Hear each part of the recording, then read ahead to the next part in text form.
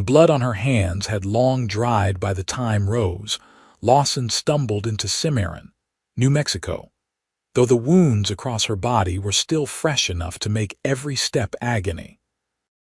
She had escaped 3 days ago from the gang that took her outside Santa Fe, and she had walked through desert and scrubland with nothing but the torn dress on her back, and a determination to survive that burned hotter than the September sun beating down on her shoulders.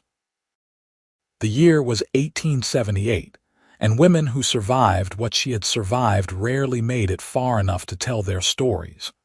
Rose collapsed near the water trough outside the Silver Creek Saloon, her vision swimming with exhaustion and pain. She could hear voices around her, the shuffle of boots, but everything seemed distant and dreamlike. Strong hands lifted her, and she tried to fight, tried to scream, but her body had nothing left to give. When she woke, she was lying on a clean bed in a small room with whitewashed walls. Sunlight streamed through a window covered with simple cotton curtains. For a moment, panic seized her, the memory of waking in that other place, that terrible place where they had hurt her again and again. But this room smelled of soap and dried herbs, not blood and whiskey. "You are awake." The voice was female, gentle. Rose turned her head carefully to see an older woman with silver-streaked brown hair sitting in a chair beside the bed. "My name is Margaret. You are at Dr. Hamilton's house. You are safe here. Safe." Rose did not know if she would ever feel that word in her bones again, but she nodded weakly. Margaret brought her water and helped her drink, and Rose realized she was wearing a clean nightgown, that someone had washed the dirt and blood from her skin. "The cowboy who brought you in said you collapsed by the saloon," Margaret said quietly. "Nathan Rourke. He is a good man. He has been checking on you every day. 3 days. Rose had been unconscious for 3 days. Margaret explained that Dr. Hamilton had tended her wounds, that they had been infected but were now being treated. She did not ask what had happened, and Rose was grateful for that mercy. On the 4th day, Rose was strong enough to sit up and take some broth. On the 5th day, she could stand and walk slowly around the room. The scars were healing, but she could see them when Margaret helped her change the bandages. Burns on her arms from where they had held hot irons to her skin. Cuts across her back from a whip. A deep gash on her thigh from a knife. Each one was a memory she wished she could forget. On the 6th day, there was a knock on the door, and Margaret looked at Rose for permission before opening it. A man stood in the doorway, tall and lean, with sun-darkened skin and dark hair that fell almost to his shoulders beneath his wide-brimmed hat. His eyes were a striking shade of gray-green, and they held a gentleness that seemed at odds with the gun belt at his hip and the hardness of his jawline. "Miss Lawson," he said, his voice low and respectful. "My name is Nathan Rourke. I am the one who found you. I wanted to make sure you were recovering well." Rose found herself unable to speak for a moment. There was something in the way he looked at her, not with pity or disgust, but with a quiet understanding that made her throat tighten. "Thank you," she managed, "for helping me." Nathan stepped into the room but kept his distance as though he understood that closeness might frighten her. "No thanks needed. I am glad you are doing better. If you need anything at all, Margaret knows how to find me.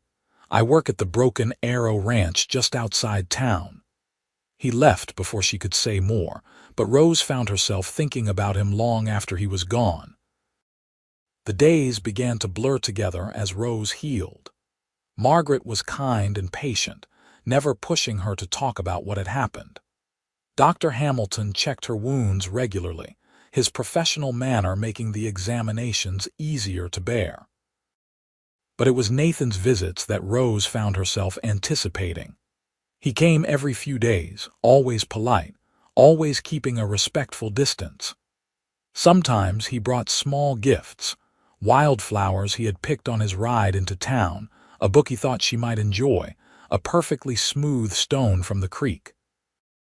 "I thought you might like to see something beautiful," he said one afternoon, handing her a bouquet of purple asters. "The world has got more beauty than ugliness in it, even when it does not feel that way." Rose took the flowers, her fingers brushing his for just a moment. "Thank you, Nathan." "That is kind of you." "It is not kindness," he said quietly. "It is just the truth."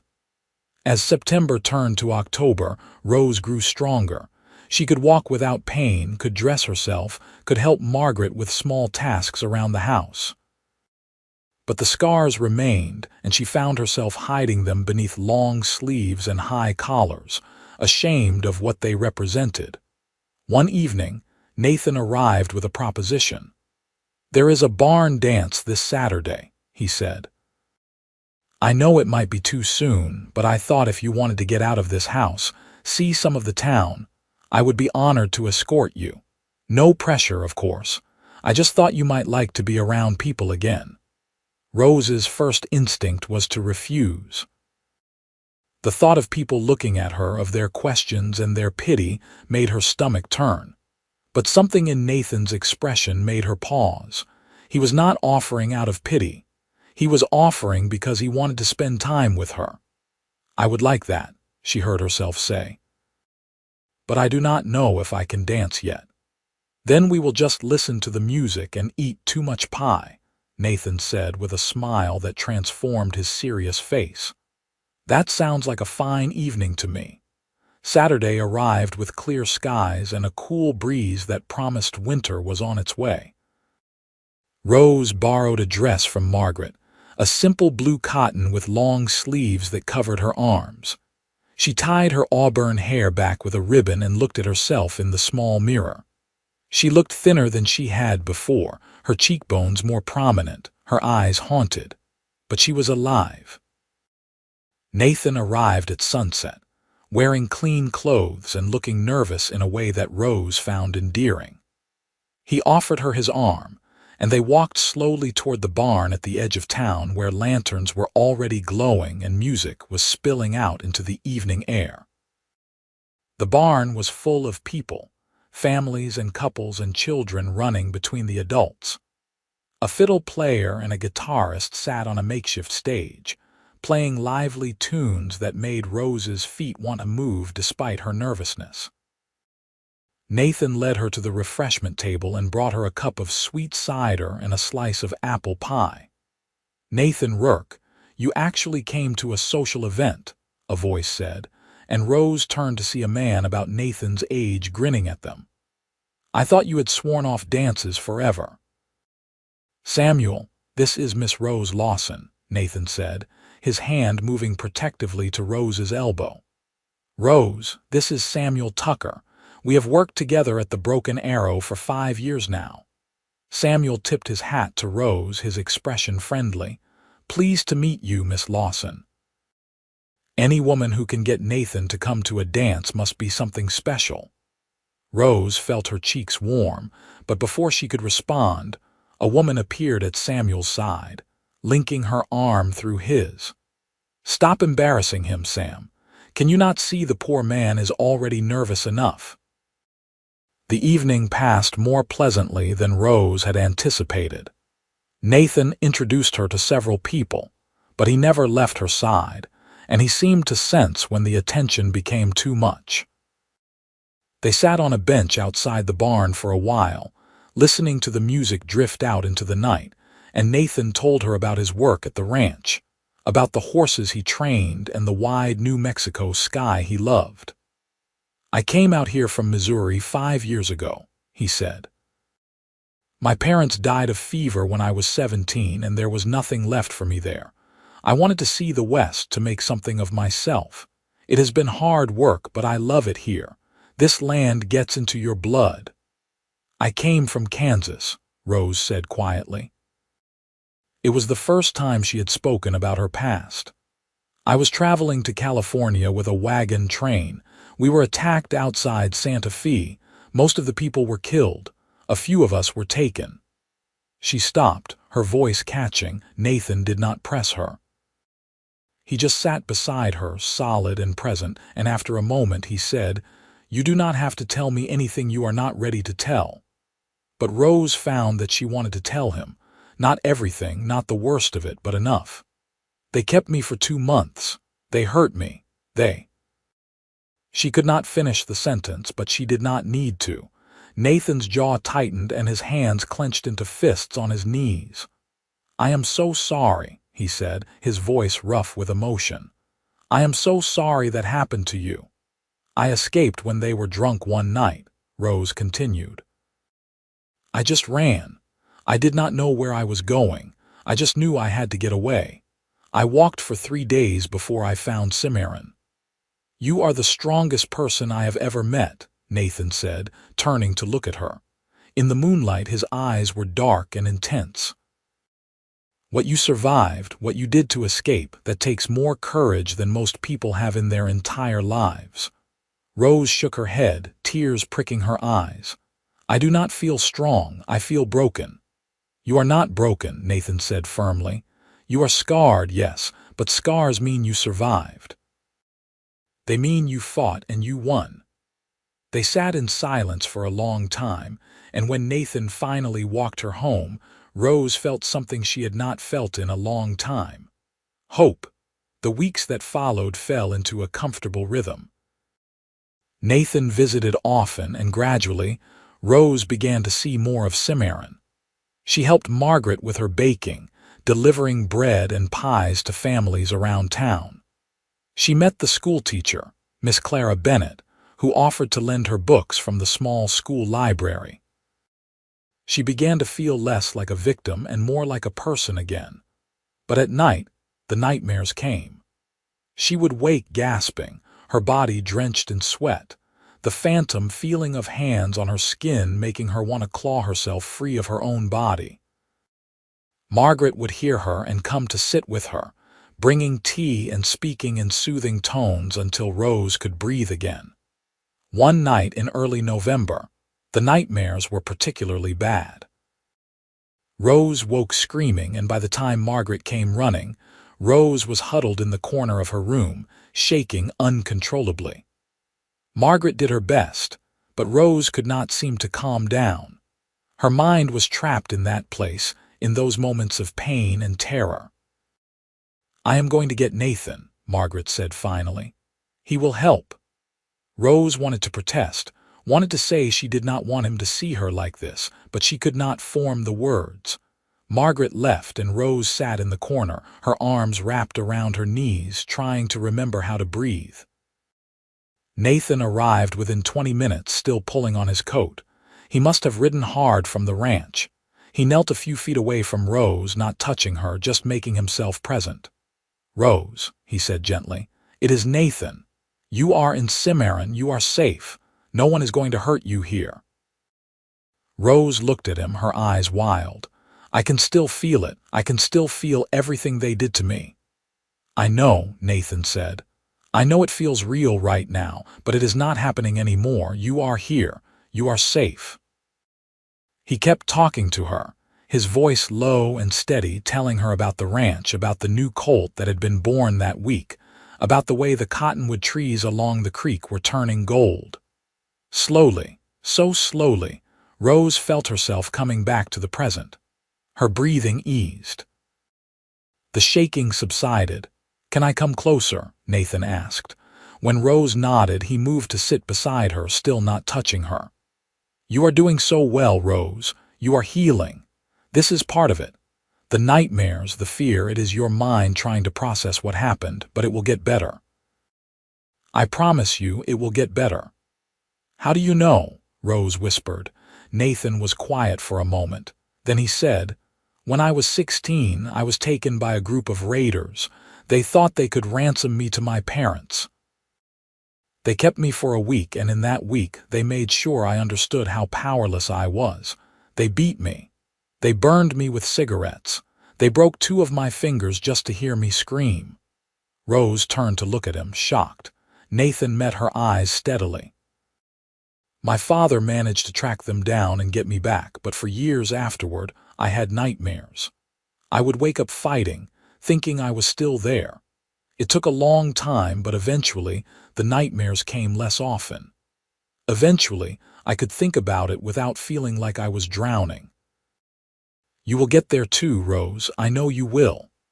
I did not know, Rose said softly. I am sorry that happened to you. And I am sorry for what happened to you, Nathan replied. But we are both here now. We both survived, and that means something. He stayed with her until dawn, just sitting beside her, his presence a comfort she had not known she needed. When morning light began to filter through the window, Rose finally felt steady enough to stand. Thank you, she said, for coming, for understanding. Always, Nathan said simply. After that night, something shifted between them. There was a deeper understanding, a connection forged from shared pain. Nathan began teaching Rose to ride, taking her out on gentle trails where she could feel the wind in her hair and the sun on her face. She began to smile more, to laugh at his dry humor, and the way he talked to the horses as though they could understand every word.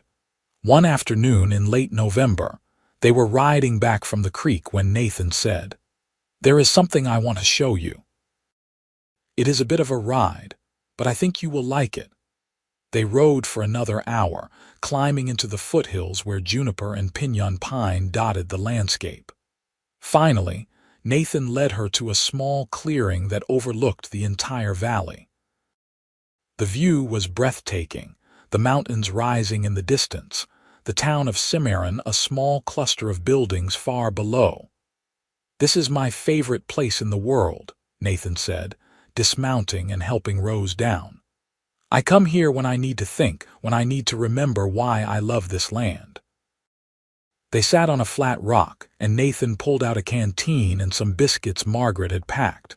For a while they just sat in companionable silence, watching an eagle soar on the thermals far above. "Rose," Nathan said finally, his voice uncertain, "I need to tell you something. I know the timing might not be right, and I know you might not feel the same way, but I cannot keep it to myself anymore." Rose turned to look at him, her heart suddenly racing. "I am falling in love with you," Nathan said, meeting her eyes. "Maybe I have been since the day I found you. I know you have been through hell, and I know you might not be ready for this, but I needed you to know. You are the strongest, bravest, most beautiful woman I have ever met, and I would be honored if you would let me court you properly." Rose felt tears spring to her eyes, but they were not tears of sadness. "Nathan, I do not know if I can be what you need. I am damaged. I am scarred. There are parts of me that might never heal." Nathan reached out slowly, giving her time to pull away, and took her hand.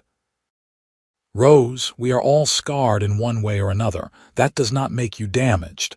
That makes you human. And I am not asking you to be perfect. I am just asking you to let me be here with you while we both heal." "I think I am falling in love with you too," Rose whispered. "It terrifies me. But it is true." Nathan's face broke into a smile that made him look years younger. "Then that is enough. We will take this as slow as you need. No pressure. No expectations. Just you and me figuring this out together." As winter settled over Cimarron, Rose and Nathan's relationship deepened. They spent hours together, talking about everything and nothing. Nathan was patient, never pushing for more than Rose was ready to give. When he held her hand, it was with reverence. When he kissed her cheek goodnight, it was with tenderness that made her heart ache, but there were still hard days. Days when Rose could not bear to be touched, when the memories were too fresh and the fear too strong. On those days, Nathan would sit across from her, just being present, reminding her that she was safe. One cold December evening, Rose and Nathan were sitting by the fire in Margaret's parlor. They had been reading together, but Rose had set her book aside, her mind too restless to focus. She had been thinking about something for weeks now, and she knew she needed to talk to Nathan about it. "Nathan," she said quietly, "there is something I need to do, something I have been avoiding." He set his own book aside and gave her his full attention. "What is it?" the scars," Rose said, her voice barely above a whisper. "You have never seen them, not really. I keep them covered all the time. But if we are going to build something together, if this is going to be real, you need to see what they did to me. You need to know what you are getting." "Rose, you do not have to show me anything you are not ready to share," Nathan said gently. "I know," Rose said, "but I need to. For myself. I need to stop hiding." She stood up, her hands trembling slightly, and slowly began to unbutton the cuffs of her long-sleeved blouse. Nathan remained seated, his expression serious and attentive. Rose pushed the sleeves up to her elbows, revealing the burn scars that marred her forearms. Some were round, the size of a cigar end. Others were longer, irregular shapes from hot metal. Nathan stood slowly and came to her. He looked at her arms for a long moment, and Rose braced herself for disgust, for pity. But when he reached out, his touch was infinitely gentle.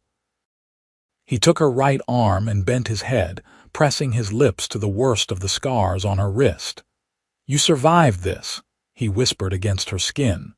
Rose's breath hitched as he moved to another scar, kissing it with the same tenderness. "You survived this." He worked his way up her arm, kissing each burn, each mark, and with each touch he repeated those 3 words. "You survived this." By the time he reached her shoulder, Rose was crying, but they were healing tears, cleansing tears. Nathan looked at her, his own eyes bright with emotion. "Can I?"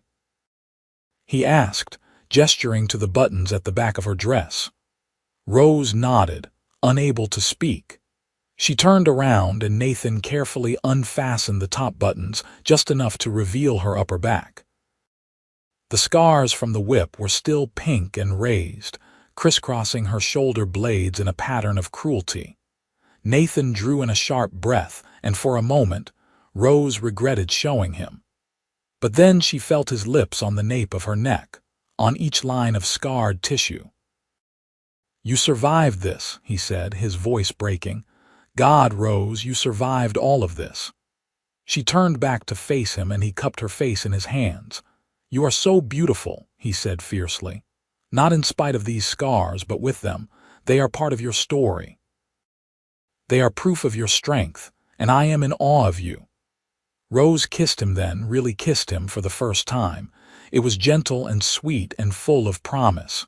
When they pulled apart, Nathan rested his forehead against hers. "I love you," he said. "I love every part of you." "I love you too," Rose whispered back. Christmas came to Cimarron with snow and celebration.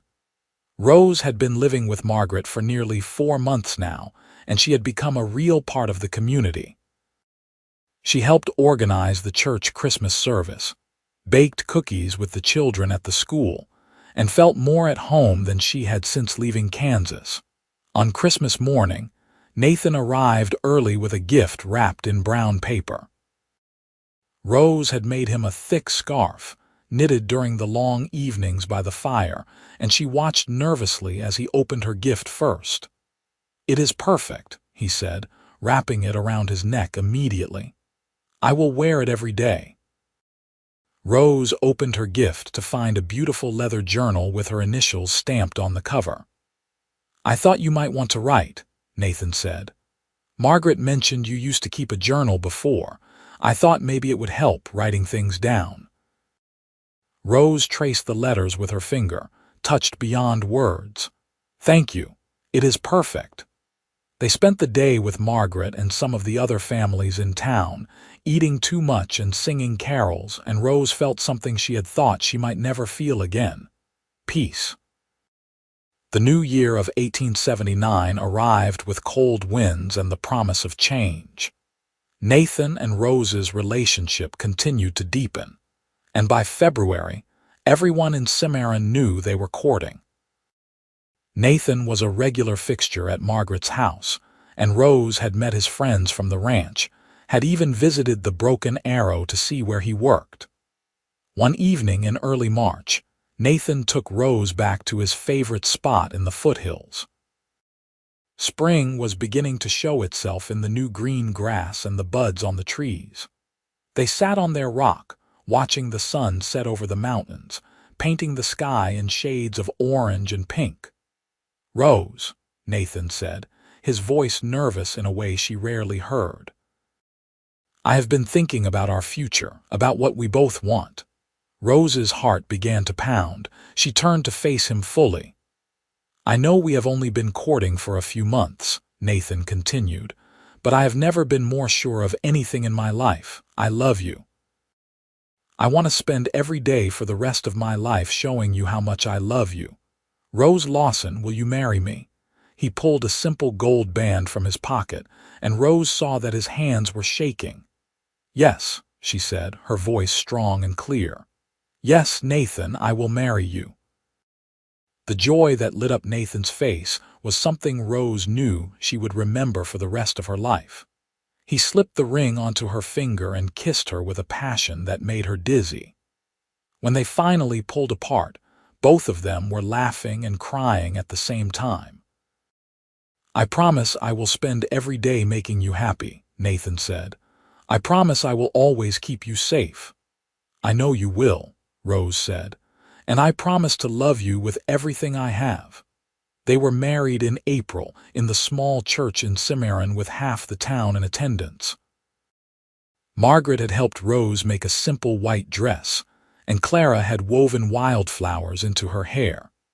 When Rose walked down the aisle and saw Nathan waiting for her, his expression full of love and wonder, she knew she had finally found her home. The ranch foreman at the Broken Arrow, a gruff but kind-hearted man named William, had offered Nathan and Rose a small cabin on the ranch property as a wedding gift. It needed work, but Nathan had spent weeks fixing it up, and when he carried Rose over the threshold on their wedding night, it was cozy and warm and theirs. That night, Rose was nervous. It was their wedding night, and despite all the healing she had done, the thought of intimacy still frightened her. Nathan seemed to sense her fear because he took her hands gently and said, "We do not have to do anything you are not ready for. I meant what I said, no pressure, no expectations. Just tell me what you need." Rose took a deep breath. "I want this, I want you, but I might need you to be patient with me." "Always," Nathan promised. He was infinitely patient, infinitely gentle. He asked permission before every touch, every kiss. When Rose tensed up, he stopped immediately, giving her time to breathe, to remember where she was and who she was with. And slowly, with Nathan's tenderness and love, Rose began to reclaim her body as her own. What had been a source of pain and trauma became something beautiful, something healing. Afterward, they lay tangled together in the soft light of the oil lamp, and Rose traced the scars on Nathan's chest, the ones he had shown her weeks ago. The cigarette burns, the marks from where they had beaten him. They were both scarred, both survivors, and somehow that made their love even more precious. "I never thought I would feel whole again," Rose whispered, "but with you I do." Nathan kissed her forehead. "You were always whole, Rose. You just needed time to see it." Life at the Broken Arrow was good. Rose thrived in the wide open spaces, and she discovered a talent for working with the horses that surprised everyone, including herself. Nathan taught her everything he knew, and soon she was helping him train the young colts and fillies. The work was hard but satisfying, and Rose loved the feeling of accomplishment at the end of each day. She also continued her friendship with Margaret, visiting town regularly to help with baking and to attend the women's group at the church. She became close with Clara, the schoolteacher, and with Samuel's wife, Elizabeth. She had built a life here, a community, and it felt like a miracle after everything she had lost. The nightmares still came sometimes, but they were less frequent now. And when they did come, Nathan was there, holding her, reminding her that she was safe. Some nights they would lie awake talking until dawn, sharing their fears and their dreams. Nathan told her about his plans to eventually own his own ranch, to breed horses that people would come from all over to buy. Rose told him about her dream of writing a book someday, of putting all her experiences down on paper so that other survivors would know they were not alone. "You should do it," Nathan said.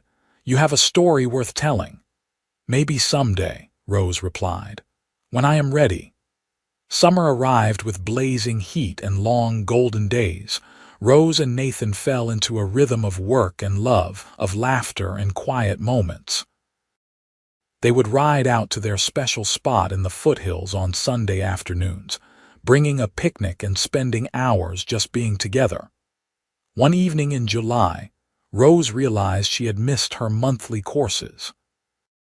At first, she thought it was just the heat or the hard work, but when a second month passed, she knew.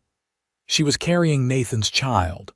She told him one evening after supper, nervous about how he would react. They had talked about children, but always in the abstract, something for the future. But Nathan's face broke into the biggest smile she had ever seen, and he picked her up and spun her around, laughing with pure joy. "We are going to have a baby," he kept saying, as though he could not quite believe it. "Rose, we are going to be parents. Are you happy?"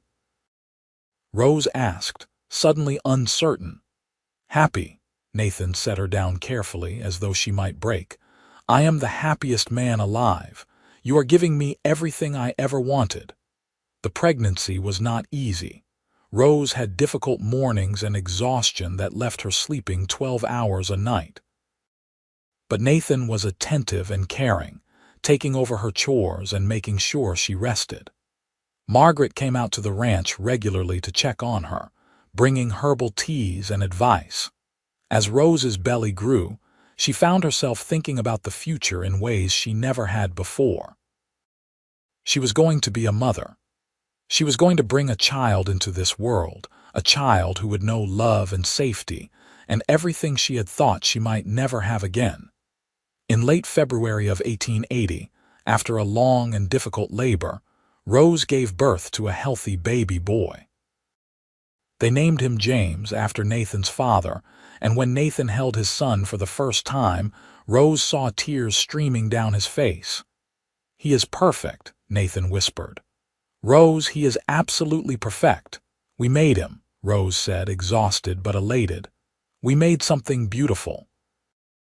James was a good baby, curious and alert, with Nathan's gray-green eyes and Rose's auburn hair. Watching Nathan with their son made Rose fall even deeper in love with her husband. He was patient and gentle, changing diapers and walking the floor during fussy nights without complaint. He would talk to James in that same soothing voice he used with the horses, and Rose would watch them and feel her heart swell with gratitude. The years that followed were full and rich. Rose and Nathan worked side by side, raising James and building their life together. When James was 2, Rose became pregnant again, and this time she gave birth to a daughter they named Sarah. 2 years after that came another son, Michael, and their little cabin became a home filled with laughter and love and the controlled chaos of young children. In 1885, Nathan's dream finally came true. William, the ranch foreman, decided to retire and move back east to live with his daughter, and he offered to sell Nathan a portion of the Broken Arrow land at a price he could afford. With the money they had saved, and a loan from the bank, Nathan and Rose bought 300 acres and started their own ranch. They called it the Survivor's Hope Ranch, and when people asked about the unusual name, Rose would smile and say it was a reminder that no matter how dark things got, there was always hope for something better. The ranch thrived. Nathan's reputation as a horse trainer spread, and soon they were getting orders from all over New Mexico and beyond. Rose managed the books and helped with the training, and she also finally began writing her book. She would sit at the kitchen table in the evenings after the children were in bed, filling page after page in the journal Nathan had given her all those years ago. When the book was finished, she sent it to a publisher in Chicago, not really expecting anything. but 6 months later, she received a letter saying they wanted to publish it. Surviving the Darkness, a true account of captivity and healing in the New Mexico Territory, was published in 1888, and while it was not a bestseller, it found its audience. Rose received letters from women all over the country who had survived similar traumas, who told her that her story had given them hope. Life was not perfect. There were hard years when drought killed the grass and they struggled to feed the horses. There were childhood illnesses that kept Rose up at night, praying over fevered brows. There were moments when the old nightmares returned, when Rose would wake gasping and Nathan would hold her until the sun came up. But there was also joy. There were Christmas mornings with 3 excited children tearing into presents. There were summer picnics by the creek, all 5 of them splashing in the cool water. There were quiet evenings on the porch, Rose and Nathan watching the sunset while the children played in the yard, and feeling grateful for every single day they had together. James grew into a thoughtful, serious boy who loved the horses as much as his parents did. Sarah was spirited and fearless, always climbing trees and bringing home injured animals to nurse back to health. Michael was the family comedian, always making everyone laugh with his antics and his quick wit. As the years passed and the children grew, Rose and Nathan grew older together, their love deepening with time. They would still ride out to their special spot in the foothills whenever they could steal a few hours away, and they would sit on that same rock and remember that winter day when Nathan had proposed. "You ever regret it?" Rose asked one afternoon in 1895. They were both in their 40s now, their hair showing threads of gray. "Marrying me, taking on all my baggage," Nathan looked at her as though she had said something absurd. "Regret you? Rose, you are the best thing that ever happened to me, you and our children and this life we built together. I would not change a single thing. Not even the hard parts," Rose pressed. "Especially not the hard parts," Nathan said firmly. "The hard parts made us who we are. They taught us how to be strong, how to survive, how to love each other through anything. I am grateful for all of it, Rose." Every single moment. Rose leaned against him, and they sat in comfortable silence as the sun painted the sky in brilliant colors. Their children grew and eventually started families of their own. James married a kind woman named Emma and took over much of the day-to-day operations of the ranch. Sarah became a veterinarian, one of the first women in the territory to do so, and opened a practice in Cimarron. Michael moved to Santa Fe to work in law, but he came home often, bringing his wife and children for long visits. Rose continued to write, publishing 2 more books over the years. Nathan continued to work with the horses, though he moved a bit slower now, his joints protesting the hard work of his youth. But they were happy, surrounded by the family they had built and the life they had created together. On their 30th wedding anniversary in 1909, their children and grandchildren threw them a party at the ranch. The house was full of people and noise and love, and at one point, Rose and Nathan slipped away to stand on the porch, watching the celebration through the window. 30 years, Rose said wonderingly. "Sometimes it feels like just yesterday, and sometimes it feels like forever." "Forever sounds about right," Nathan said, pulling her close. "I plan on spending many more forevers with you." They were both in their 60s now, their bodies marked by age and work and life. But when Nathan looked at Rose, he still saw that young woman who had stumbled into Cimarron all those years ago, brave and broken and determined to survive. And when Rose looked at Nathan, she still saw the cowboy who had saved her, not just from death, but from despair. As the party continued inside, as their children and grandchildren laughed and celebrated, Rose and Nathan stood together in the gathering dusk, 2 survivors who had found each other and built something beautiful from the ashes of their pain. "I love you," Rose said, the words as true and powerful as they had been 30 years ago. "I love you too," Nathan replied, kissing her with the same tenderness he had shown her from the very beginning. "Always have, always will." They went back inside to join their family, hands linked, hearts full, knowing that whatever challenges tomorrow might bring, they would face them together. They had survived the darkness and found the light. They had taken their scars and turned them into stories of strength. They had loved and been loved, and in the end, that was everything. The years continued to pass, gentle and full. Rose and Nathan watched their grandchildren grow, saw some of them develop the same love for horses that ran in their blood. They took long walks together around the ranch, moving slowly but contentedly, pointing out changes and remembering the years of work that had built everything around them.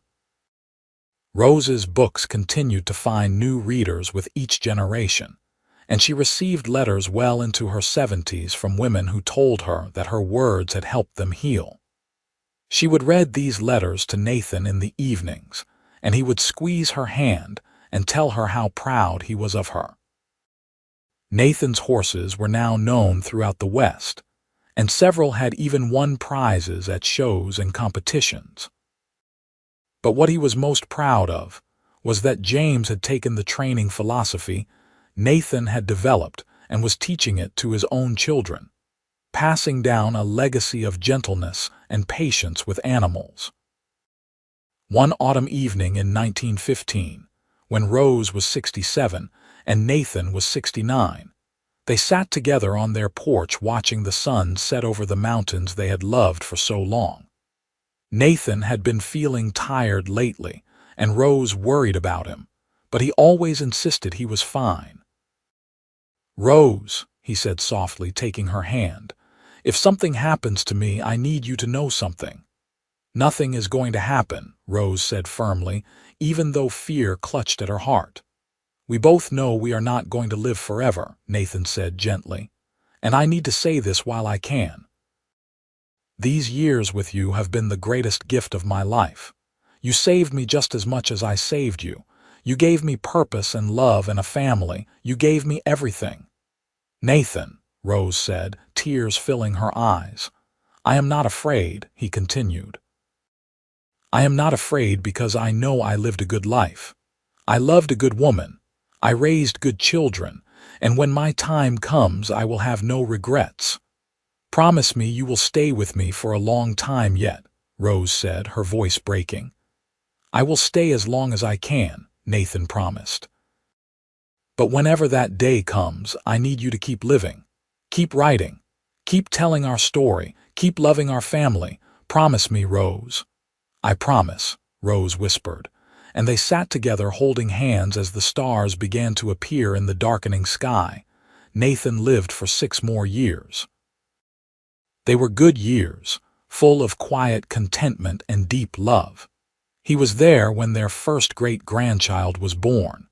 He was there for James and Emma's 25th anniversary. He was there to see Sarah publish her own book on veterinary medicine.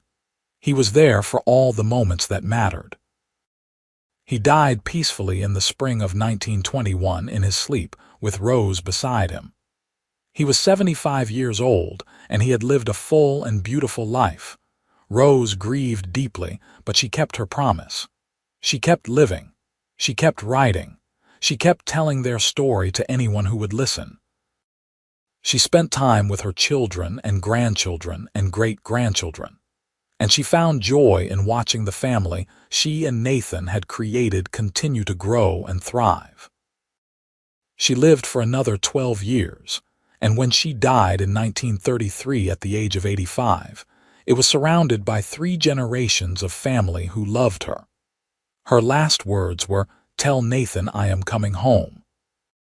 They buried her next to Nathan on a hill overlooking the ranch they had built together, under the wide New Mexico sky they had both loved so much.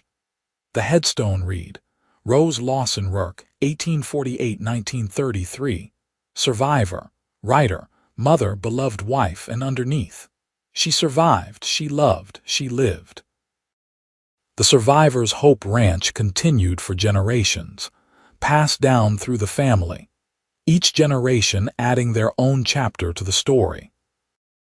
And in the house, carefully preserved and passed down like a treasured heirloom, was Rose's original journal, the one Nathan had given her on their first Christmas together.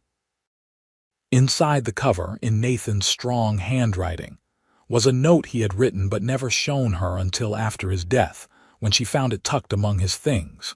It read, "To Rose, the bravest person I have ever known, your scars tell a story of survival. Your strength inspires me every day. Your love has given my life meaning. Whatever happens, know that loving you has been the greatest honor of my life. You survived, and I am so grateful you did. Forever yours, Nathan." And so their story ended, as all stories must, but the love they shared and the legacy they built lived on, a testament to the power of healing, the strength of survival, and the transforming grace of true love. Two scarred souls who found each other in the harsh beauty of the Wild West and built something eternal from their broken pieces. They had survived, they had loved, and in the end, that was everything that mattered.